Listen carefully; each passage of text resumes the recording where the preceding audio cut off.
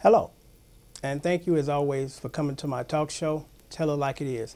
I'm your host, Morrisman, and my co-host, Joseph Spencer, is on assignment today. So today's show is going to be a short show, and it's going to be a special segment, and it's going to be entitled, Why Music is Important. Now, when I was a kid, there were plenty of music programs in the school systems. Now, unfortunately, due to budget cuts, music is usually the first casualty. And a lot of people they make those decisions for the school system. They figure music is not really important and we can cut it.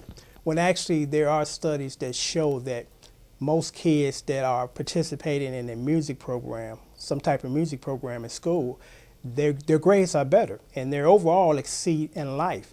And one reason being is it's not just about mastering an instrument, it's about being very disciplined, being taught at a very early age to be focused, to master something that's going to take more than a day or two to master. So it's unfortunate that, they look at music as just something that's very minor and they pay it no mind and they cut it from the school systems. And also, what I want to touch on was this, I listen to music today, R&B music, and there is an absence. And what that absence is black bands. What happened to the black bands? When I was growing up, I grew up with the Commodores, Isley Brothers, Rick James, Stone City Band, the Gap Band, you name it. Now, I turn on the radio, it's just solo acts. And initially, people would say this, well, young black guys just don't want to focus and play a musical instrument. They just want to steal samples and make beats. And there's nothing wrong with making beats. But that statement, I believe, is kind of not true.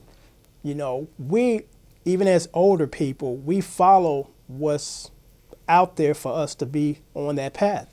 And back in the day, it was a call for musical bands. Now, unfortunately, I think the music industry is trying to be cheap and not hire, quote unquote, a band as opposed to a solo artist. That's one of the reasons I believe the decline in bands, because they're not trying to sign artists. But it's unfortunate because our young white counterparts, these guys are still putting together bands. You can drive through white neighborhoods and their young guys are in a garage like we used to back in the day playing, which is wonderful.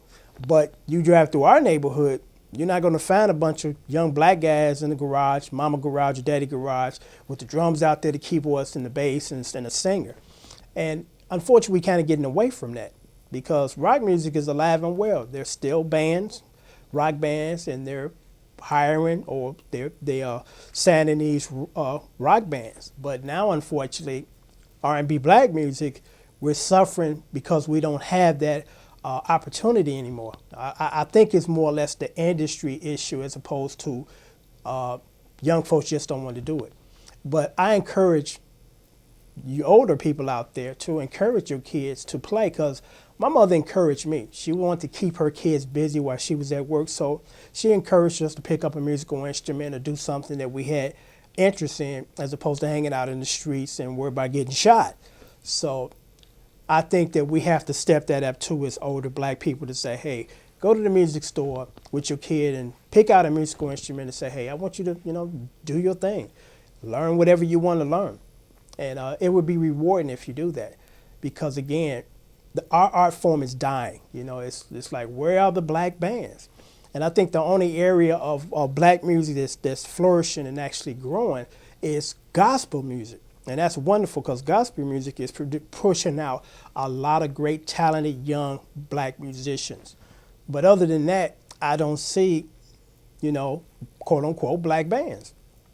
And I hope we're not going to let our musical heritage die, because the only band that I can think of, quote unquote, black band is Mint Condition. And they've been around for like 20 years, so they're not new. I think the very last band that I can recall was a group called Joe Public, and I think that was like late 90s. I know I'm not 100% up on every musical aspect out there, and I'm sure that there are a few black bands out there, but they're not plenty like it used to be. I mean, again, I used to go to the record shop and I used to be there for hours, Gap Band, Confunction, Isley Brothers, just again to name a few. So hopefully we don't let our musical heritage die, and this video is going to be short. And basically it's kind of a plea out there to say, hey, young black men and women, pick up an instrument, master it, enjoy it. And also, I'm going to say this quickly for the people that are trying to get into the industry, because I have extensive background in the music industry for over 25 years. It's important, even if you're just quote unquote making beats, it's important to know your craft from a theory standpoint.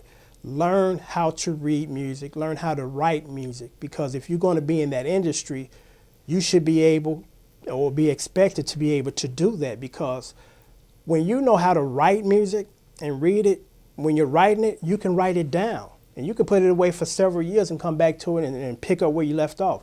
When you just kind of dabbling and playing by ear, a week later you go back to what you were working on and you forgot what you were doing. You don't remember how to do it. And that's because we're just totally relying on memory as opposed to writing it down.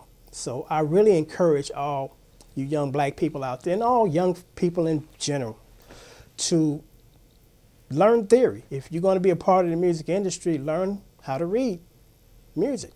So on that note, I thank you for viewing my show, my special show.